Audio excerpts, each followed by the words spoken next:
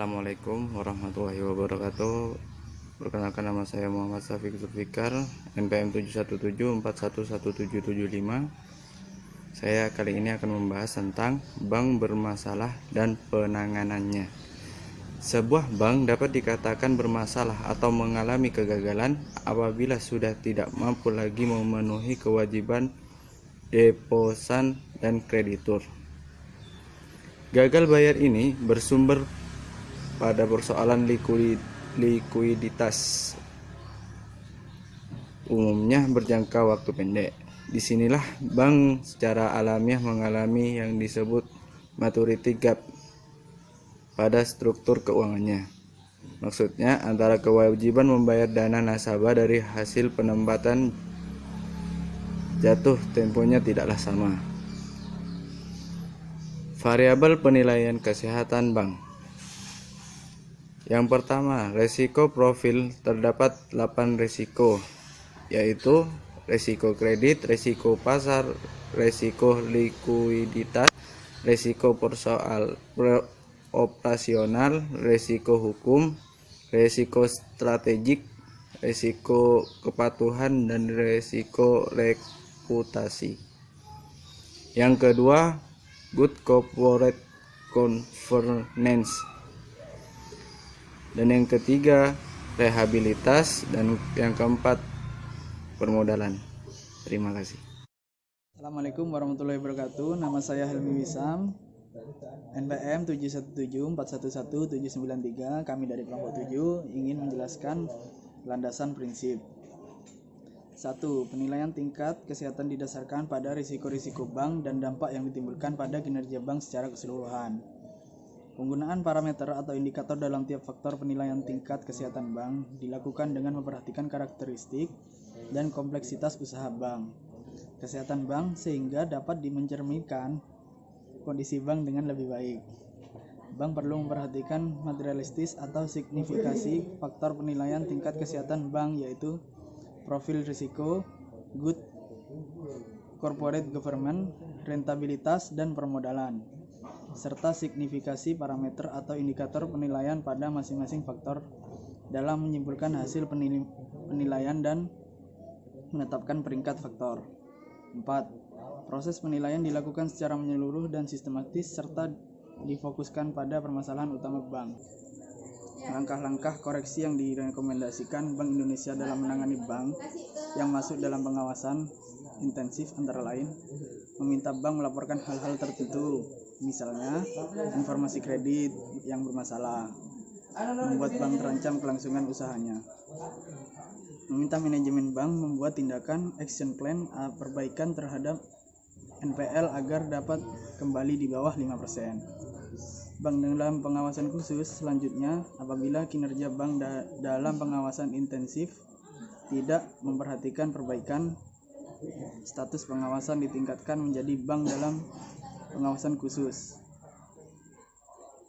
Dalam pengawasan khusus, biasanya Bank Indonesia akan melakukan tindakan-tindakan seperti memerintahkan manajemen atau pemegang saham, pengendali untuk membuat rencana serta secara tertulis terhadap perbaikan modal.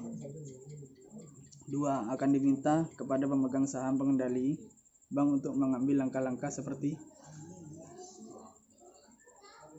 mengganti dewan komisaris atau dewan direksi bank, menghapus buku kredit yang tergolong macet, memperhitungkan kerugian dengan modal. Saran dan tindakan lain adalah melakukan merger dan konsolidasi dengan bank lain, membekukan usaha tertentu yang berpotensi merugikan bank. Penanganan bank yang gagal. Jika sampai di sini upaya-upaya tadi tidak juga membuahkan hasil, maka bank tersebut akan ditetapkan sebagai bank gagal oleh Dewan Gubernur Bank Indonesia. Tinggal dilihat apakah bank gagal tersebut terdampak sistematik atau tidak. Ketika bank IFI ditetapkan sebagai bank gagal dengan predikat non-sistematik, maka urusan penggarapannya selanjutnya diserahkan kepada lembaga penjamin simpanan antara Bank Indonesia dan LPS. Sudah ada surat keputusan bersama SKB tentang koordinasi pertukaran data informasi dalam rangka mendukung efektivitas pelaksanaan tugas Bank Indonesia dan lembaga penjamin simpanan.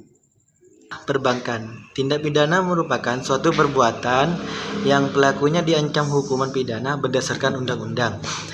Unsur dari tindak pidana adalah subjek atau pelaku dan wujud perbuatan baik yang bersifat positif, yaitu melakukan suatu perbuatan, maupun negatif, yaitu tidak melakukan suatu perbuatan yang wajib dilakukan. Yang kedua, tindak pidana perbankan berdasarkan Undang-Undang Perbankan dan Undang-Undang Perbankan Syariah.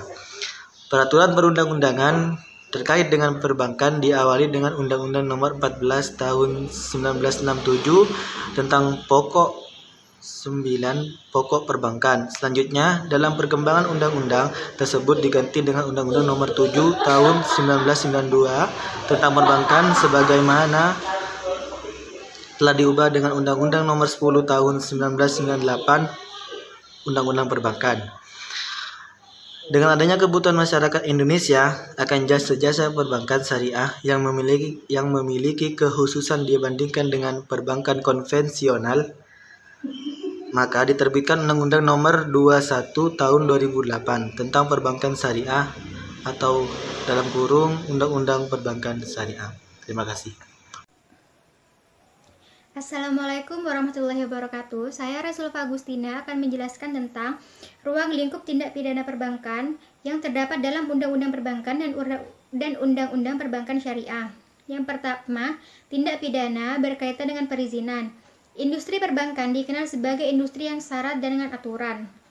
Untuk menjalankan usaha bank dibutuhkan izin dari Bank Indonesia, saat ini OJK, sebagai regulator dengan persyaratan ketat sebagaimana disebutkan dalam pasal 161 Undang-Undang Perbankan. Yang kedua, tindak pidana berkaitan dengan rahasia bank. Cakupan rahasia bank meliputi keterangan mengenai nasabah, penyimpan, dan simpanannya. Bank sebagai lembaga intermediasi dalam melaksanakan kegiatan usahanya senantiasa bertumpu pada unsur kepercayaan masyarakat, terutama kepercayaan nasabah penyimpan yang menempatkan simpanannya di bank. Yang ketiga, tindak pidana berkaitan dengan pengawasan bank. Dalam rangka menjaga keberlangsungan hidup suatu bank, maka OJK selaku otoritas perbankan mewajibkan bank untuk membuat laporan kegiatan usaha. Hal ini mutlak diperlukan, karena peran bank sebagai lembaga yang mengelola dana masyarakat berdasarkan kepercayaan. Undang-Undang Perbankan mengatur bahwa pembinaan dan pengawasan bank dilakukan oleh OJK. Yang keempat, tindak pidana berkaitan dengan kegiatan usaha bank. Dalam menjalankan fungsinya, bank dapat melakukan berbagai kegiatan usaha meliputi penghimpunan dana, penyaluran dana, dan kegiatan pemberian dan jasa lain seperti menerbitkan surat pengakuan hutang, membeli, menjual, atau menjamin surat-surat berharga, memindahkan uang, baik untuk kepentingan sendiri maupun nasabahnya. Yang kelima, tindak pidana dengan pihak terafiliasi yang diatur dalam pasal 50 Undang-Undang Perbankan. Yang keenam, tindak pidana perbankan berkaitan dengan pemilih atau pemegang saham diatur dalam pasal 50A Undang-Undang Perbankan. Yang ketujuh, tindak pidana perbankan yang berkaitan dengan ketaatan terhadap ketentuan. Tindak pidana perbankan pada bank syariah atau UUS berkaitan dengan ketaatan terhadap ketentuan diatur dalam pasal 66 Undang-Undang Perbankan Syariah. Selanjutnya, saya akan menjelaskan tentang kredit macet dan penanganannya.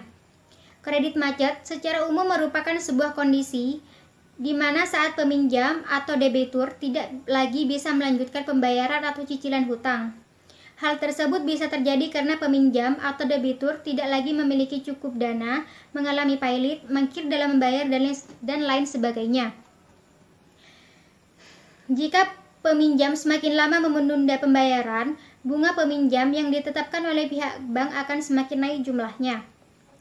Total dana yang harus dibayar oleh debitur juga akan semakin bertambah. Peminjaman yang semakin besar tersebut akan semakin membebani debitur hingga akhirnya debitur tidak mampu lagi mencicil atau melunasinya. Macam-macam tingkat kelancaran kredit. Yang pertama, kredit lancar. Peminjaman kredit dianggap lancar jika debitur mampu membayar cicilan, angsuran pokok, dan bunga pinjaman dengan lancar serta tidak memiliki tunggakan. Meskipun terdapat tunggakan, debitur mampu membayarnya sebelum melampaui masa angsuran berikutnya. Yang kedua, kredit tidak lancar. Peminjaman kredit dikatakan tidak lancar jika debitur memiliki tunggakan angsuran pokok yang sudah melebihi 1 masa angsuran, namun belum melebihi 2 masa angsuran. Selain itu, pembayaran bunga telah menunggak 2 bulan, namun belum melebihi 3 bulan.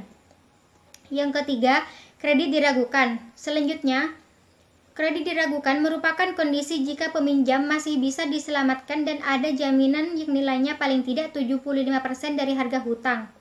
Meskipun debitur tidak mampu membayar angsuran pokok maupun bunga, masih ada jaminan yang harganya paling tidak setara 100% dengan hutang. Yang keempat, kredit macet. Kredit macet merupakan kondisi ketika setelah berlalu 18 bulan sejak kredit digolongkan sebagai kredit diragukan, debitur tidak ada upaya pelunasan, bahkan debitur tidak memiliki jaminan Assalamualaikum warahmatullahi apapun. wabarakatuh. Saya Muhammad Anis akan menjelaskan tentang dampak dari kredit macet, cara mengatasi kredit macet, dan cara pemerintah mengatasi kredit macet. Yang pertama, dampak dari kredit macet.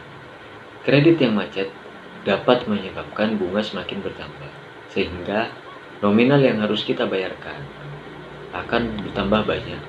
Dan juga kredit macet sangat berdampak terhadap nama baik kita, khususnya ketika kita melakukan pinjaman kembali, itu akan menurunkan atau memperkecil peluang kita untuk mendapatkan kredit tersebut.